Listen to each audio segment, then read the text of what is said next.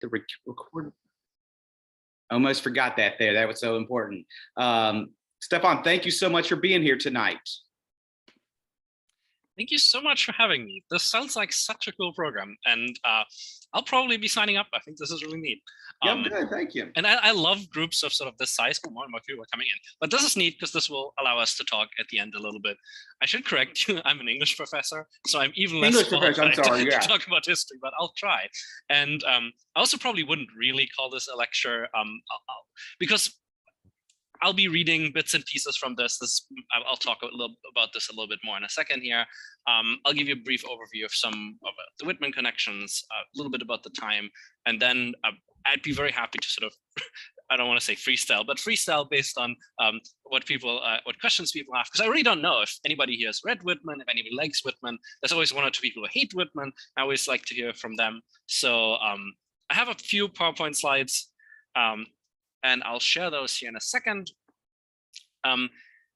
If there are like comprehension questions, if I'm saying something that doesn't seem to make any sense at all right away, feel free to cut me off. That shouldn't bother me too much. So do feel free to cut in. Otherwise, it sounded like Jason's going to collect questions, and I'll get to those at the end. So yeah, my talk is going to be called Walt Whitman's New Orleans. After my little book here that's coming out with LSU Press. It's basically out of the door. It's coming out, I think, in a week on the 30th. And the point of this is it's a reader's edition. It's supposed to be accessible. It's the first collection that sort of groups together Whitman's writings about New Orleans, mostly produced in New Orleans, and it's heavily illustrated. So it's a really fun book. I had a great time working on this. So I really appreciate the chance to share this with you. Some of the stuff that I'll also be talking about grows out of research that I published recently with a colleague, Zachary Turpin. If you're at all interested, it's in an open access journal. You see the title here, and that's freely available online. That's Zach, shout out to him. And we're also working on a monograph on this, right? This is a reader's edition of Whitman's texts, but we're also working on a larger sort of reassessment project of Whitman's time in New Orleans. All right, so if you know anything about Whitman, or if you have a picture in your mind of Whitman, it's probably a picture like this, right? Gandalf looking, long gray beard. And that's really the Whitman that most people know. It's the Whitman of Leaves of Grass. It's the Whitman post 1855, when he first publishes Leaves of Grass, and he sort of very quickly turns his public persona into this, right? He would later call this the good gray, right? He's the good gray poet. And that's most of the sort of Whitman images that people have, right? That's the Whitman that people like. But we'll be talking about a very different Whitman. We have to take a step back and we'll look at a much younger Whitman. We'll look at 1840s Whitman, right? This kind of Whitman. He's a dandy. He's sort of this urban writer. He's mostly a newspaperman. He writes poetry, but it's very conventional poetry. And this is the kind of Whitman we meet here. And I guess part of the sort of argument between the lines of this book is that I think this is still a Whitman worth reading. It's actually quite a fun Whitman. Very late in life, this other Whitman told one of his friends, you know, I'm actually a humorist underneath it all. And generally humor is not something that people associate with Whitman, but you very much see that in this book, right? A lot of this is funny. Some of it didn't age well because it's 19th century funny, but even that is sort of charming. So I guess beneath it all, this is an argument to not just read the Whitman of Leaves of Grass, but also read some of the other stuff. I really think there's something there. There's also something there in terms of volume. If you look at Leaves of Grass, it begins as a very thin book in 1855. It expands into this pretty big book by Whitman's death in 1892. But mostly it's him tinkering on this one book. And just in terms of volume, there's so much more periodical writing that he produced. He starts writing for newspapers in the 1830s when he was still basically a kid. He was born in the 1820s, right? And he produces massive amounts of texts, some of them mundane news stuff, some of them poetry, some of them short fiction. He writes a book. My colleague Zachary Turpin recently found a second book that he wrote that nobody knew about, novel. And there's just so much there. And it's really chaotic in a good way for a scholar. Most of it is unsigned, and Whitman himself tried to actively hide it because he wanted people to read Leaves of Grass, right? He was still struggling to gain some sort of fame throughout most of his life. So he really didn't want people to read the other stuff. So he was actively hiding it. And Whitman scholarship right now is really in this exciting phase where we're looking at the periodical stuff and really sort of digging out the stuff that we think is Whitman, trying to figure out how can we assess if this is Whitman, and trying to make sense of it. And there's just so much there. It's dwarfing Leaves of Grass in comparison. And part of that is because Whitman was a newspaperman in the 1830s, 1840s, into the 1850s, and that's really the boom period of 19th century newspaper culture. More and more people can read, the audience for newspapers is growing, the distribution networks for newspapers are growing. There's a law that allows newspapers to send their copies cheaply through the mail. Newspaper production gets really, really cheap, and it's really this explosion of newspapers. Every small town had 5 or 6 competing newspapers, right? And of course, the newspapers in New York sort of reigned over them all. And this is a sort of cartoon from the time that sort of pokes fun of the fact that because they were so much cheaper and they were really fighting for an audience, they were also getting bigger and bigger and more salacious and more scandalous, right? This is not highbrow journalism as we sort of got to know it in the 20th century. This is really yellow press stuff. It's scandalous, right? It's about murders and prostitutes and like dramatic stories and tears. It's very politically biased. A lot of newspapers in their paper masthead were running like political ads. Whitman at the time was a radical Democrat, a free soiler, and he would sermonize in his editorials. He would get into fights with other newspapers and newspapermen, and that sort of drives up the sale of newspapers. He would actually get into fist fights on the street over the stuff that he wrote. So it's a very sort of rough atmosphere, and Whitman is really excelling at that. And then there's this strange period where he's already pretty successful in New York and in Brooklyn. People know this Whitman guy. He's a known quantity. He's worked with the Brooklyn Daily Eagle, a major Brooklyn newspaper, for a long time. And then he leaves very abruptly and just for a single spring. There's a lot of mythology that goes into the story because we're just now beginning to reassess the historical evidence that we have. But the myth version is one that Whitman later himself sort of regurgitated quite often and added colorful detail to it. The idea is that he got fired from the Brooklyn Daily Eagle and he's at a theater, and during intermission, he meets this guy who says, by the way, I'm founding a paper in New Orleans. You have nothing to do. Do you want to work for me? And Whitman just says yes. And with his brother in tow, he goes down to New Orleans. That's sort of the story that he later told. And you can see it on this map here. This is the travel route. This was quite a massive trip. It takes him and his brother through what was then the American West, right? Ohio, it's basically the frontier, right? The southern route that you see on the map here, that's them going to New Orleans. The return trip is the northern route past Chicago through Lake Michigan.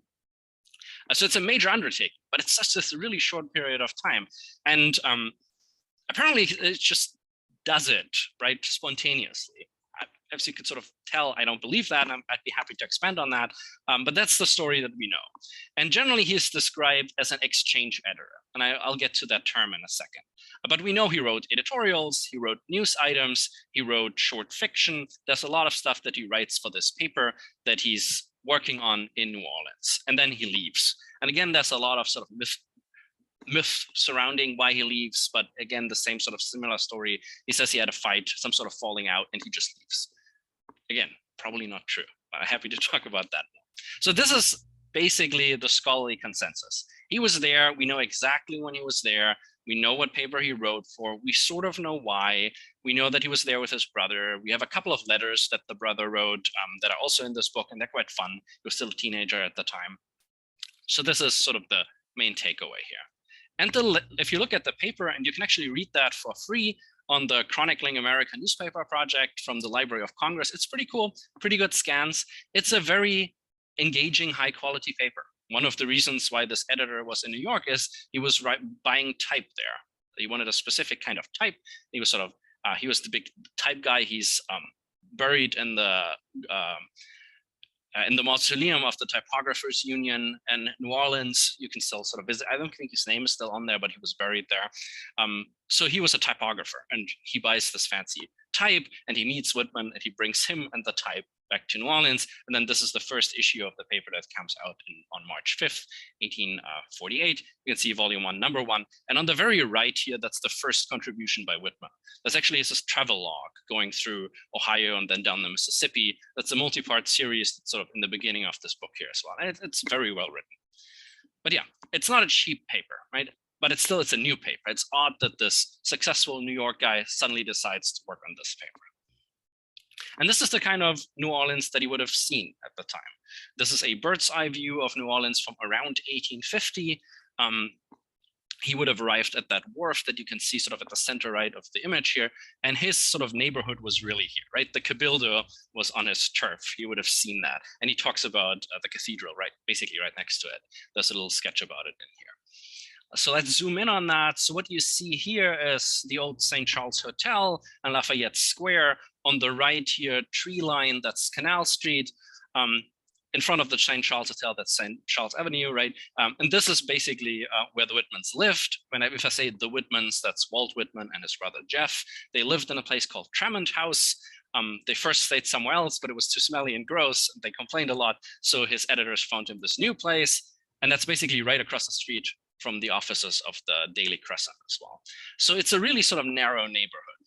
But Whitman was a big walker.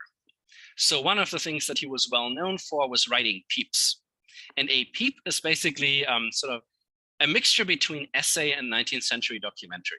It's a newspaper writer going somewhere and taking you along as a reader and telling you what he's seeing, right? In New York, he would take people to the 5 Point slum and talk about it, or to a meat market and tell them what it smelled and felt like at that meat market. And he's doing the same thing here. So we have him sort of working through a lot of the sites of 19th century New Orleans. And it's really exciting to see him try to make sense of that. He sees Mardi Gras, he sees St. Patrick's Day. All of that is very different for Whitman. It's not something that he was fully familiar with in New York. So we have a lot of these, an outsider walks through New Orleans and tells the New Orleans natives about his impressions. But it's just so engaging. And he sort of takes you on these mind trips that people really liked that. And there's some evidence that people really liked his writings for the Crescent. A couple of pieces that are by Whitman, most of them are unsigned, some of them are signed W, but he also signs at least one of them, you know who. And it's very clear that it's Whitman. But he's also suggesting, right, I'm so famous, people around here know me. And he was sort of a memorable figure. He was pretty tall. He had this like weird walking stick. So he was a person that when you saw him, you remembered him. And he's very quickly playing off that. And the Crescent supports that as well. Very late in the year, long after Whitman had already returned, the Crescent is still updating its readership about what this Whitman fella has been up to back in New York. Which again suggests they were probably not fighting with him, really, right? But yeah, he's there, he's loving the city. It's his first big trip. It's really his only big trip. There's a couple of short trips that he takes, one out west to Kansas in the 1870s, I think, so he's a little bit older by then. He has a few trips across the border into Canada. He has a friend who runs an asylum up there, but really he's not much of a traveler. Most of his life is spent in a 100-mile radius around New York City, right? And this is his big trip, and it's formative. That's why Whitman scholars find it so fascinating, because it feels like a lot of the things that we're seeing in his 1855 Leaves of Grass sort of got their start in this brief but really productive excursion into the South. And it's like a really exciting city to be in at that time, especially for somebody like Whitman, right? He's a gay poet. And suddenly he's in this town where there's like tons of transient young men, right? The gold rush was happening through New Orleans, right? There's a lot of young guys currently there when Whitman is there who just want to hop on a boat and get to California. The Mexican-American War had just ended. So there's a lot of soldiers that had bonded in the war hanging out in the city. There's a lot of traders.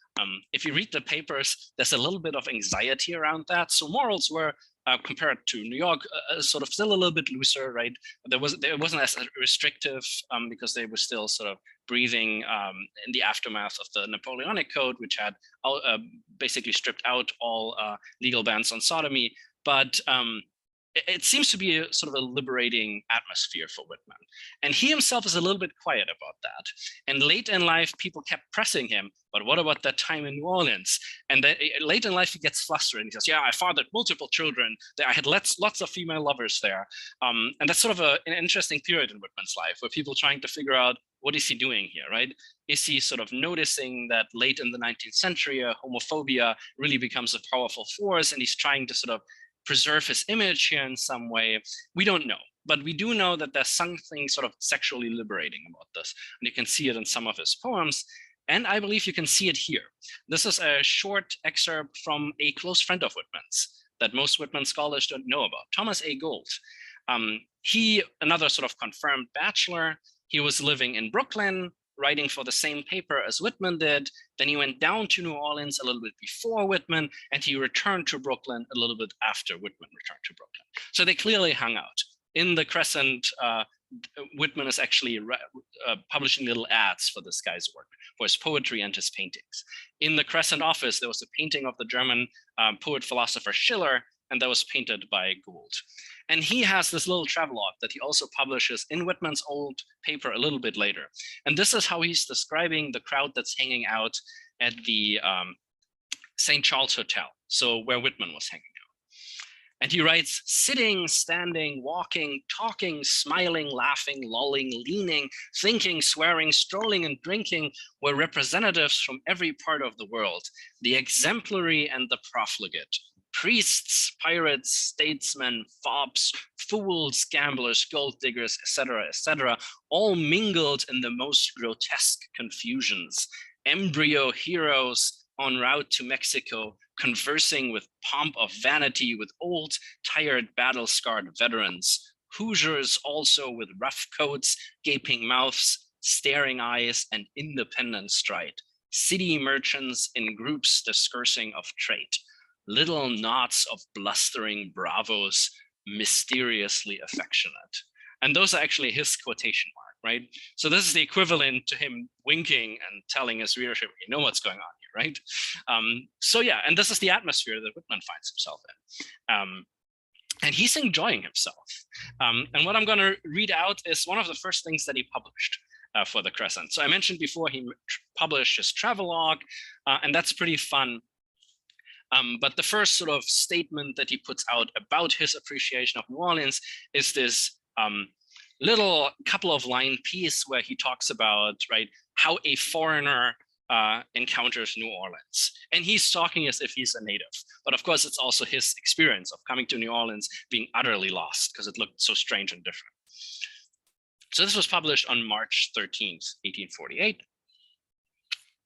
And he begins by saying, we have frequently heard foreigners say that New Orleans is a very beautiful place, but that, damn it, it had no places of amusement. We throw back the remark with the most excellent good humor into their very teeth and sincerely hope that they may never have anything worse than the best toothbrush that can be procured to clean their masticators with. New Orleans without places of amusement, why the very idea, gentlemen, is absolutely absurd.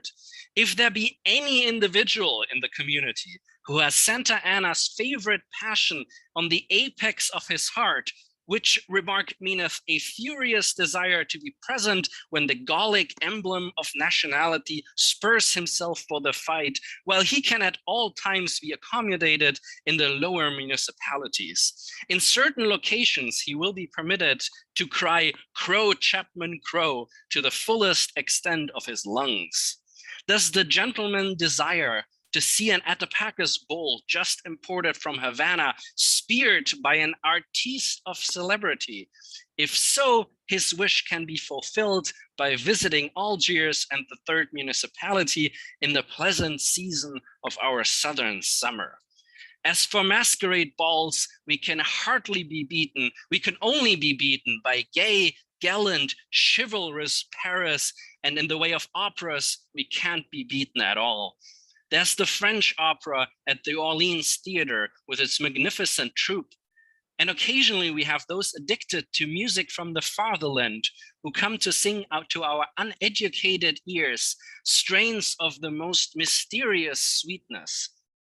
Again, once or twice in the course of the theatrical season, we have gems of genius in the way of vocalists from the sunny skies of fair classic Italy, who sing as if their very blood had been intermixed with the red currents that flow through the hearts of nightingales. Therefore, as Bombastes says, since music is the fool of love, play Michael Wiggins once again. If a person wishes to perforate his intimate friend or insolent enemy, he has only to go out to some of the numerous shooting galleries in New Orleans, and by the joint aid of a few dimes and 3 days practice, he can be taught to split a bullet against the edge of a penknife at the distance of 10 paces. Those too who are fond of playing with edged tools will, by applying to some of our fencing masters, be taught how to pink a gentleman in a manner that Chevalier Bayard would have wept at. More than this could not be desired. Now, as for our national drama, we have all the materials necessary. Stars from Europe and Britain, and sometimes from our own wild Western states, appear week after week at the different theaters, which temples of the drama are, we suppose, better patronized than any others in the land of the free and the home of the brave. Those who come to visit us, albeit for a season, must never think that the Queen City of the South is deficient in amusements, for they can enjoy themselves at anything in the way of drinking, from a glass of the waters of the muddy Mississippi up to a golden goblet filled with Roman punch. In the way of eating, from a moldy sea biscuit with a slice of rusty bacon up to broiled pompano with terrapin eggs and asparagus. And in the way of music, from the tooting of a penny whistle up to a soul-entrancing strain of a silver bugle in the still, solemn hours of night. The fact is that in this goodly city, we can go through the whole alphabet of enjoyment, and as they say in the West, not miss a letter from A to Izzard. Right, so this is his kind of writing style. And you can see why he's doing it, right? Because on the same page where this would be printed, you would have ads for all the amusements, right? This is a newspaper, they want to sell ad space. He's very good, and we'll see that in the other thing I'll read later, he's very good at describing food, right? You get a hint of that here, you'll get a little bit more of that later, right? But if you're reading this and you're getting hungry, well, here's all these ads for local restaurants, right? So this is not highbrow writing, right? A lot of Whitman's writing isn't. I would argue what makes his poetry, his later poetry, great is that it doesn't try to be highbrow, right? It tries to speak everyday language. And he's doing it here, right? To sell papers, to be of entertainment, right? And as I mentioned before, people liked it, right? This is the kind of stuff that 19th century people loved. And I mentioned this, what the paper looks like. One of the things that I did together with my colleague is we tried to figure out who was writing for that paper, and we've identified sort of the core editorial staff, because the open question really is, what was Whitman's role? I mentioned that he generally gets described as the exchange editor, right? But what does that mean? Where does that term come from? And I can talk about any of those at great length. They're really all very fascinating figures. I think the two editors, Alexander Hamilton Hayes and John Elliott McClure, you see them on the left here, the co-owners, co-editors, they met working at the New Orleans Delta, a different paper, and they kept sort of a friendly relationship up with the Delta. The Delta also had a friendly relationship with Whitman's old paper, and Whitman's old paper had a friendly relationship with the new paper that they founded. Right, so I hinted at the fact that some of those stories about newspapermen fighting have been taken too literal, right? A lot of that fighting is performative. And I think they were a gay couple. If you read through their biography, they're a really fascinating story, right? They die in each other's arms in the 1860s. One of them does in the arms of the other. That's a really fascinating story to tell about them as well. But since this is about Whitman, I'll skip over that, but I'd be happy to talk about that towards the end here as well. So again, I mentioned if you read up on Whitman and New Orleans, you will inevitably find in any piece of writing that you read the term exchange editor. But that's actually not a term that Whitman himself used. That's one of the terms that the first scholar to look at this used. And it gets conflated with Whitman saying, I was just the exchange editor. Because we do have some of his accounts from later in his life where he talks about what he did in New Orleans. And in this one account, he says, I generally went about my work at about 9 o'clock, overhauling the papers received by mail and making up the news, as it is called, both with pens and scissors, right? So he is doing what today an exchange editor does, right? He gets all of these other papers, he cuts out stuff and he pastes them in his paper. And that was normal sort of copy and paste journalism at the time. He's also saying he's making up with his pen, right? So, but the first scholar that really looked at this self-assessment and says, okay, I know what this is. This is an exchange editor. And that sort of has really defined how scholars look at this, right? Because if you're only looking for an exchange editor, you're not anticipating that there's a lot of other texts in there that are worthwhile reading.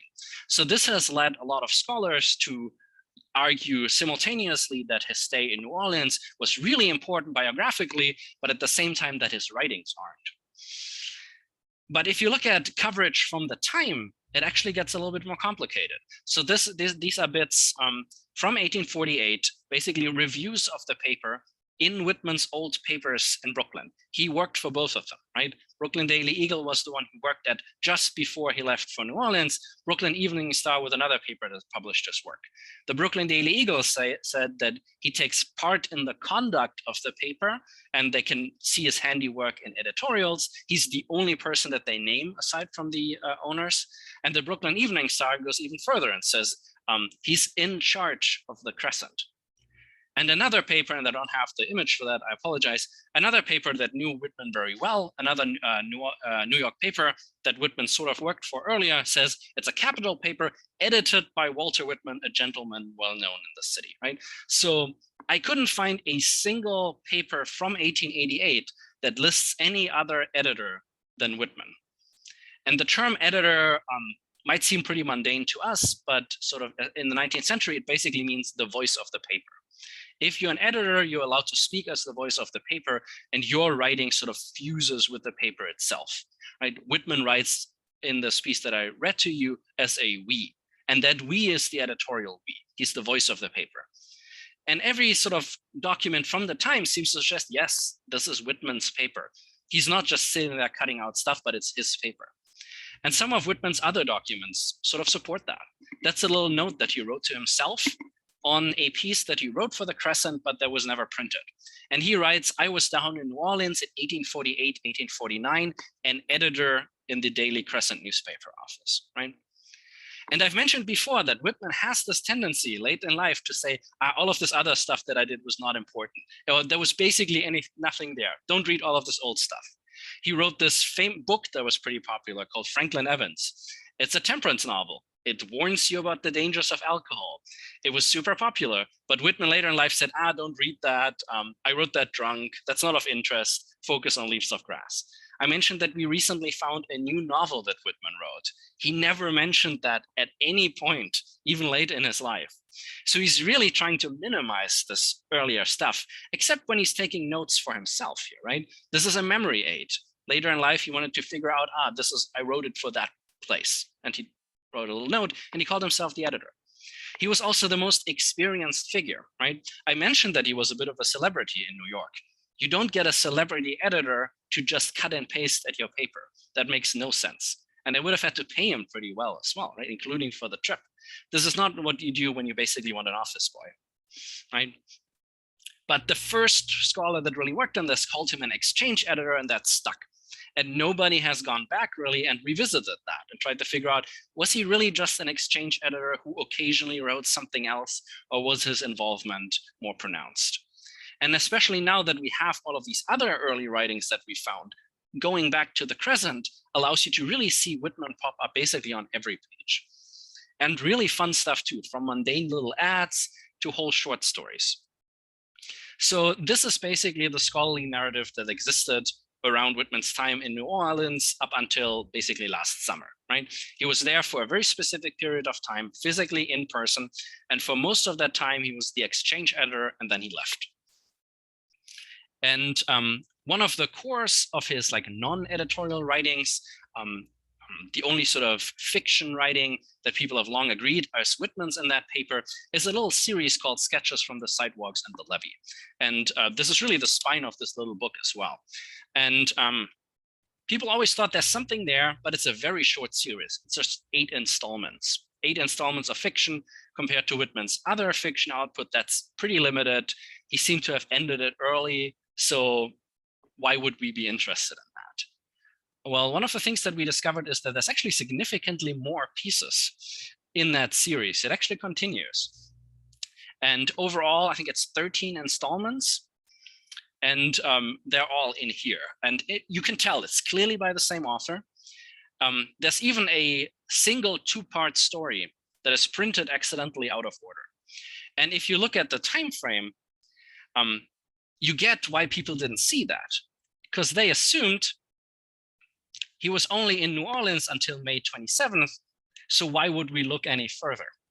Well, of course, the mail existed, right? And if you look at the first installment here in red that appears after Whitman had already left, it perfectly aligns with his return trip to Brooklyn and then the sort of 10-day mail delivery back to New Orleans.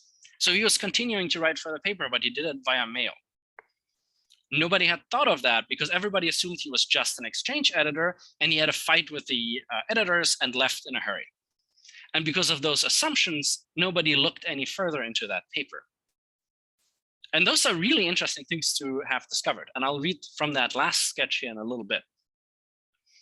And that's now a pretty voluminous series, 17,000 words. That's some of Whitman's longest pre-Leaves of Grass fiction writing. Most of his fiction is shorter than this. And it's also a really strange form of fiction that I'll talk about in a second. So Whitman's involvement, at the very least, looks a little bit more like this, right? His involvement with this paper didn't end just because he went home. The other thing that we found, and when I say we here, I mean with my colleague Zach Turpin, is that he kept writing letters to the editor. It was actually a regular feature. Letters from New York were a big feature in New Orleans papers at the time, right? Because New York was the big city and everybody wanted to hear what's going on. So he actually writes 47 letters back from New York about mostly New York matters, but I'm quoting some of these in the book as well. And they get regularly featured on the first or second page of the Crescent. And the Crescent staff clearly knew this was Whitman writing and they paid him for it. So his overall involvement looks a little bit more like this, right? It's not just this really brief, weird trip south, but it's a pretty long involvement with a paper. Papers at this time had a pretty high turnover. And you have lots of editors at the time complaining about that they can't keep staff and that staff keeps switching around. It also suddenly makes sense that in this little note that I showed you earlier, he's writing he was in New Orleans in 1848, 1849, right? How does a single spring morph to potentially 2 years here, right? It makes sense because this last series of letters actually ends in 1849. So he's conflating, he's remembering his involvement with the paper, not his time in New Orleans. So all of that basically to illustrate to you that some of the early assumptions based on very limited availability of Whitman's other texts that scholars formulated about Whitman's time in New Orleans is really ripe for a revisiting, because his involvement with the paper is much longer, and even while he was there, his involvement is much more intense. And I mentioned that the core of these writings, the only named series that he produces, the only coherent set of fictions that he produces is called Sketches of the Sidewalks and the Levees with Glimpses into the New Orleans Bar Rooms. It's a very bad legal pun. And that's a really fascinating thing, because it's not like Whitman's other fiction. I'll explain these images in a second here. If you read Whitman's other fiction, it's basically like somebody is trying to be Charles Dickens, but failing. Whitman was never good with character developments. All of his plots make no sense. If you read his recently discovered novel, he forgets about characters throughout the novel, and they just disappear because he forgot, because he was writing it quickly. But these pieces are very different. They're sort of in between what I earlier described as his peeps, right? These I go through the town and tell you about it, and his fiction. Because what he's doing here, each of one of these sketches is dedicated to sort of a typical character you might meet. And I'm showing you this through the illustrations that we have in the book. This is not all of them, but some of them, because he's really thinking in terms of types. So to represent these characters as sort of 19th century cartoons makes a lot of sense. You have the vain woman, the miserable youth in love, the swindler. You have this character on the second to the right here, dagger draw Bowie knife, right? The criminal from Texas. So he has all of these really interesting sort of characters, and they don't go through any development. He just introduces you to these characters. But if you read them together, it's a really interesting constellation. Whitman very much thinks in types. And that's something that you see in his later work as well. If you've read Leaves of Grass, and when I read Leaves of Grass with undergrads, there's always a period where they get annoyed and say, what is this about? He's just listing stuff. And these elements in Leaves of Grass, scholars have called catalogs. It's basically we have these long lists of people doing things, and he's just listing them. But if you read through it, after a while, it takes on this weird poetry, right? Here, the youngster and the red-faced girl turn aside up the bushy hill. The suicide sprawls on the bloody floor of the bedroom, right? Whole characters summarized in a single line. And the point that you're supposed to get out of this is that this is not traditional poetry, right? But it's maybe what a Republican poetry can look like, what a democratic poetry can look like, right? Where it's not just the noble things, but just average people in their everyday life being perfectly content with what they are and where they are. But if you read all of them together, you're reading democracy. And he's doing that really effectively in Leaves of Grass, but he's also doing it in this series. If you just read one of them, you think, oh, this is sort of cleverly written, but I don't get it. But if you read the whole series, you get this sort of impression that you get this constellation, right? This is his New Orleans. His New Orleans is not cathedrals and like famous battles in history. His New Orleans is average people on the street. His New Orleans is the charming oyster vendor who has a really weird French accent, right? His New Orleans is the girl who sells flowers during the day and is a streetwalker at night, right? That's his New Orleans. And they don't need any plots, right? You just introduce to these characters and he's sort of ruminating briefly about these characters and what it might mean to think of them sort of as perfect equals and to celebrate them where they are, what they are, without wanting to correct them, without forcing them into any sort of plot, and just sort of celebrating all of these folks you would see on the street. The Whitman scholar Ed Folsom has called this urban affection. This idea that you walk through a metropolis and you just see somebody for a split second. But there's something eerily beautiful to that character, right? The street vendor. That's a poetic character in and of itself, Whitman would argue. And he's sort of developing that here. And it's really interesting to see him develop that in New Orleans, not primarily New York. This is a really freakish set of texts that really stands out in all of Whitman's other output. It's the only piece of the sort of hybrid journalism / fiction that anybody has yet found about Whitman. There may be more Whitman coming because people are constantly rediscovering new texts, but it's a really fascinating piece. And they're slightly longer, so I'm not going to read a whole thing because we also want to have a conversation. But I would like to introduce you to Ephraim Broadhorn. And this is the last installment of the series where he sort of wraps the whole series up and sort of speculates about what this might mean. And he introduces you to a character that's totally his type. Whitman was super into working men. What he did in New York is he would hang out at the stagecoaches and talk up the drivers, right? He's sort of literally cruising in a 19th century fashion. And here he comes up with this character who was born in Connecticut, grew up in Kentucky, and he's this rough and tumble flatboat man, right? It's probably based on this painting and Whitman's own appearance, memories of going down the Mississippi. And he begins by talking about the guy's arrival, and I'm going to skip most of that because I want to get to the food scene. I'm going to read 2 scenes from this. I'm going to skip some because he's doing a French dialect in that, and I want to spare you me doing a French accent on top of my German accent. So I'm not going to do that, but I'm going to read 2 bits from that story that I think sort of illustrate what these sketches are about. So again, Ephraim is off the boat. He's walking around.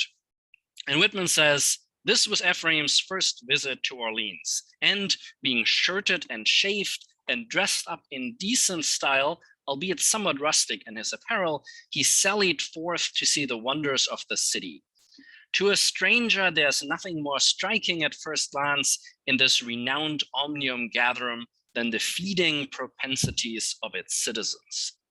He who mixes in the walks of men towards the baiting hour of the day will scarcely fail to make this observation. Ephraim went with the crowd and soon found himself planted in front of a counter covered with good things, and his mouth fairly watered as his eye and appetite were both feasted upon the savory dishes before him. A very busy young man with shirt sleeves rolled up and a white apron on paid his respects to Ephraim by fixing his fingers of both hands perpendicularly upon the counter and staring our Kentuckian directly in the face. What will you please to have, sir? Anything you please, said Ephraim, as long as it's good and don't cost too much. I suppose you sell them here, victuals? No, sir, it's a lunch. No charge for lunch. Have soup? Yes, I'll go with a dish of soup, said Ephraim, and so he did, and fared sumptuously. After which he took a piece of roast beef and a glass of brandy to wash it down, seeing the feeders to his right hand and upon his left did the same.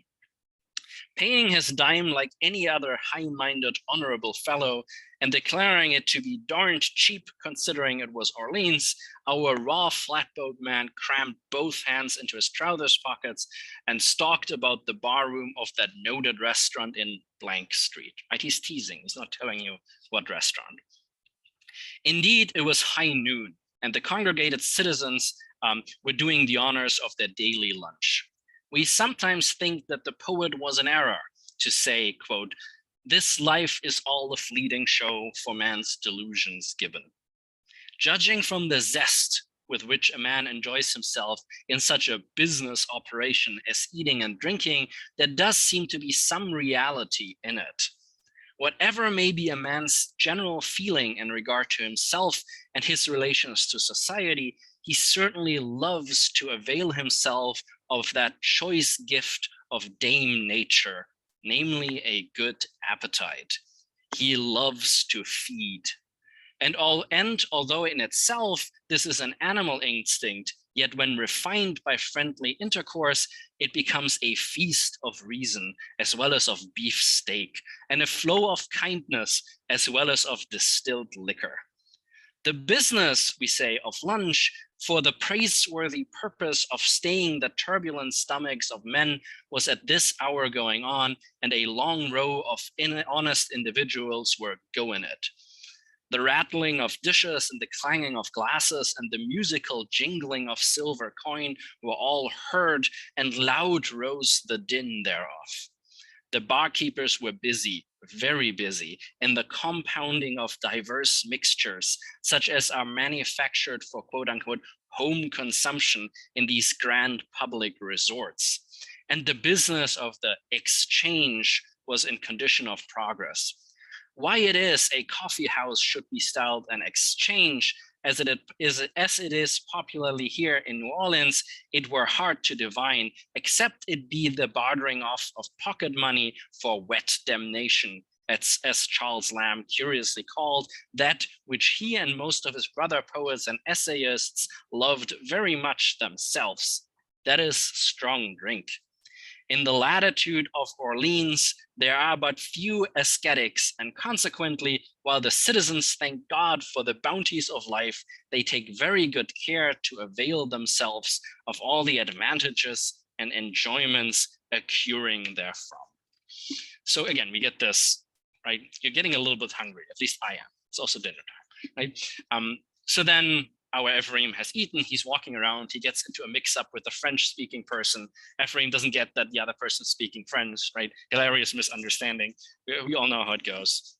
And then Whitman returns with his narrative voice, and he's sort of speculating about what it means to have a character like Ephraim Broadhorn. Ephraim was a rare chicken, we allow, rare to those not accustomed to his like. But you'll find an abundance of Ephraim broadhorns all throughout the southwestern states, in Kentucky and Tennessee particularly, where they form perhaps a goodly portion of the community, sufficient to be reckoned as some on the day of the election. Rough, hardy fellows whose frankness and good nature are equally characteristic, and whose worldly shrewdness in a small way is only surpassed by their courage and perseverance. That single line of the poet Halleck seems to give a better idea of them than anything we can adduce. Quote, a stubborn race, fearing and flattering none. To see Ephraim as he goes staring and gawking about a city, one would form an unfair estimate, not only of the man, but of his class. He is out of his element here, and his appearance is coarse and his actions awkward and under constraint. We admire the plain, blunt, honest, and open character of our Western boys. And although appearing to a disadvantage here in town, where fashion reigns and where the artificial predominates, yet, quote, view them near at home where all their worth and pride is placed, and there the hospitable fires burn clear, and there the lowliest farmhouse hearth is graced with manly hearts. To talk about their intelligence in the sense of learning, as is common with political demagogues, is all stuff. But they possess what answers an excellent purpose in the matter of pure republicanism, and which William Pickney many years ago avowed to be his main reliance, namely, quote, the unsophisticated good sense and noble spirit of the American people. Right? And this is a neat way to wrap up this narrative, right? And people didn't know that this series of sketches has this payoff at the end. So clearly they didn't think they were fully thought out, right? But they are. And he's telling you at the end, right? This was an exercise in republicanism. And you've just followed me through it. So this wraps up my sort of breakneck jog through why I think people should read it, why I think this is an interesting Whitman, and how this Whitman connects to the Whitman we all know and mostly love. All right, questions, Great. discussion? Yeah, we have some comments? questions. That was really very interesting. When you are not that, sometimes not as well versed on their entire career, you almost think of someone like Walt Whitman, it's just always old. And then you hear these stories and you actually hear somewhat how influential he is to American literature later on, by what he was describing, and how influential that had to be to a lot of people. So we do have a couple of questions. So let me, I've lost my screen. There we go. So we'll get, okay. So Melissa Cook says, when did Walt Whitman write the poem, I saw in Louisiana a live oak growing? Did he write it about the oak trees in his newspaper writings? Yes and no. So I have an older version of that poem at the end of this book, when it was still called Calamus Leaves. So this later gets recycled. So Whitman is really cut and paste. A lot of his revisions of Leaves of Grass is he takes out single lines, cuts them apart, and pastes them elsewhere. And this is really sort of most interesting in the case of the I Saw in Louisiana Live Oak Growing, which is originally based on a very autobiographical poem called Live Oak with Moss. And you can read, he has a very fair copy where he clearly wrote it down. And it's a very clear chronology of falling in love with another man. They have a breakup, and he's sort of musing on that, what that might mean. And isn't that also sort of a democratic impulse? Think of all of these people bemoaning the loss of love. Isn't there some sort of community we're having here?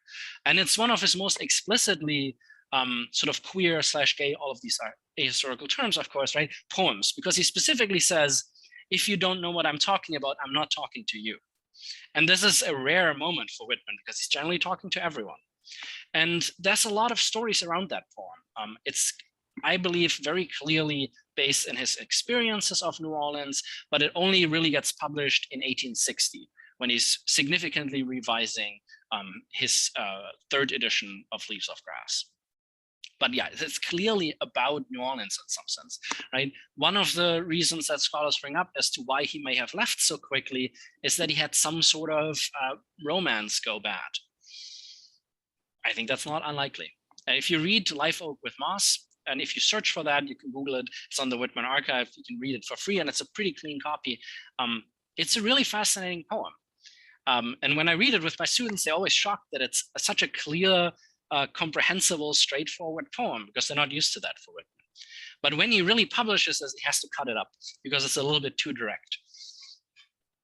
I think that sort of answered. I haven't found a mention of the term live oak, but there is a piece in there where he talks about vegetation and the benefit of having trees in a town that gets very hot. So he has these sort of niche interests in tree planting at the very least. He learned very quickly. It can get warm down here. Yeah. You can tell when I read out the first piece and he talks about the pleasant summers in New Orleans, right? You can tell this was written by somebody who hasn't been in New Orleans in the summer yet. So yeah. That's right. That's right. Jack Belsom says, does he talk about operas he attended? I am the archivist of the New Orleans Opera and I'm constructing annals of performances for the Theatre des Orleans. So. Yes. So he mentions in this article that I read, like the musicians from the fatherland. One of the things as a German that I found really fascinating is that Whitman is very into German folk music at the time. And there's a German folk music group that performs in New Orleans. And Whitman is advertising the hell out of them. And he's actually copying his own review that he wrote for the Brooklyn Daily Eagle earlier, because he had already seen the band in Brooklyn, and he's sort of anticipating it. So it's not necessarily opera. He does go to the opera a couple of times to see the model artists, which was not an opera, but it was sort of a live vivant performance where like people in the nude would pose like ancient statues. And it was a big scandal. And he's editorializing about that quite a bit. I suspect there's probably at least a few shorter opera notices that he probably wrote, but it's a little bit hard to tell because they would be shorter. But Whitman loved the opera. And you can tell from that short piece that I read, right? He was super into the opera. It was one of his main forms of entertainment that he enjoyed. And right. it might be, if you send me an email, there's my email, I'll double check. I can probably send you a couple of pieces about the opera. Peggy Scott Laborg asked, rightfully so, did he talk about Mardi Gras and Mardi Gras Ball? Yes, he does. He actually has a couple of balls. He has a Hebrew Benevolent Association ball, which is very interesting. It's one of Whitman's rare comments on Jewish Americans, positive, luckily. So there's that, and there is a description of Mardi Gras. And it's really interesting because he's weirdly on the fence about it. So he's moralizing a little bit and saying it feels a little devilish, right? Because of course, that's also a Catholic thing, which is really strange to a sort of New Yorker of Quaker stock, right? Catholics were a little bit dangerous in the 19th century. And you get that idea that he's at Mardi Gras and he's sensing some danger there. But overall, he seems to be enjoying it. He likes the masks. And yes, there's a piece on that in here. And again, the main Mardi Gras procession would have gone through St. Charles, so he could have not avoided that. Absolutely. Andy Klein asked, what happened to the Crescent newspaper? It actually kept going for quite a while. Interestingly, one of the next editors that basically took Whitman's place was the filibuster, General Walker, who would then invade Nicaragua to install a slave government in Nicaragua. So this really major, very strange historical figure takes basically over Whitman's job. But the Crescent does pretty well for a pretty long time. I think it folds shortly after the Civil War, if I believe. I'm a little bit vague on that, but that's easily researchable. But what happens with the editors is really interesting. Shortly after Whitman leaves, one of the editors gets really sick, John Eliot McClure. And I think the reason why Whitman stops writing correspondence is because he reads John Eliot McClure's poem that he writes. It's the only piece of his writings that I can find. And he basically announces that he's about to die. And the cholera has got him and he's on his way out. And this is also when the two editors break up. He actually survives, but they split ways. One of the editors teams up with General Walker, and they move to California together before Walker goes down to Nicaragua. The other one gets very close and forms a business with a local restaurateur whose name is Sam Weir. Sam Weir dies shortly after, and this other editor actually takes on his name. So if you read up about this other editor, he's then known as Sam McClure because he takes his business partner's name after that business partner dies. And they both, the one that stays in New Orleans does fairly well. Alexander Hamilton Hayes, who followed General Walker, who was sort of notoriously queer, right? What's the term for that at the time? That is no good term, right? He follows him to California and he becomes pretty poor. And shortly before the Civil War, he returns to New Orleans. One of the editors, Alexander Hamilton Hayes, he returns to New Orleans to meet all of his old friends, and he falls ill. And he's on his way back from New Orleans, heading west, when he realizes, oh, I'm gonna die. And he turns the stagecoach around. He comes back to New Orleans. John Eliot McClure, his editor partner, is waiting in front of the carriage, and he falls out into John Eliot McClure's arms, and he later dies. And in all of the funeral notices, John Eliot McClure is named as the next of kin. When you read a description of his funeral, he's named where otherwise the wife of the deceased would be named. So it's pretty obvious that they had a very sort of intense relationship. So that's how far I followed the Crescent. I sort of leave the Crescent after a while and get interested in these sort of figures that Whitman would have encountered. Because it's really interesting to sort of imagine what the life of these two editors would have looked like and what Whitman might have learned from that. If that makes sense. But yeah, it did pretty well. It was a pretty successful newspaper. Fantastic, Stefan. I want to thank you so much for taking the time tonight to do that. Sure.